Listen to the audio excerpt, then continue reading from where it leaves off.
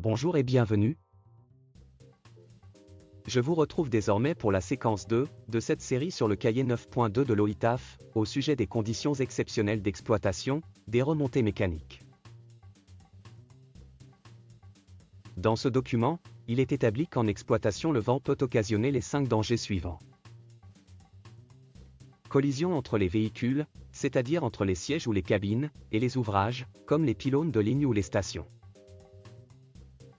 Déraillement du câble au niveau des pylônes de ligne. C'est-à-dire que le câble quitte le train de galets ou le sabot de pylône.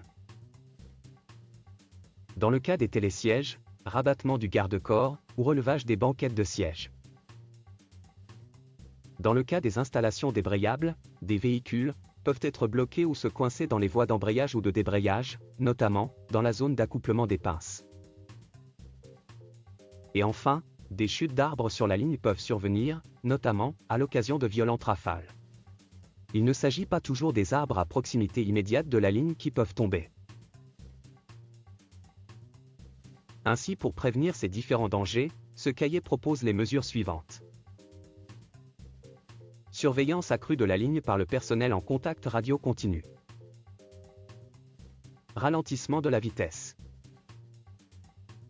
Ralentissement au passage des véhicules sur les pylônes, pour téléphériques et pulsés. Lestage des véhicules pour contrer la force du vent. Abaissement des dossiers pour réduire la prise au vent des sièges vides. Surveillance accrue des véhicules à leur arrivée en gare.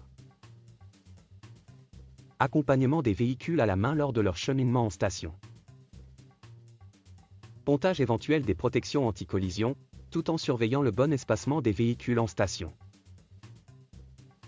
Dans la séquence 3, qui suit, nous allons regarder les dangers liés à l'orage, et les mesures qui peuvent être mises en place pour les éviter. Si cette vidéo vous a plu, nous vous remercions de cliquer sur « J'aime ».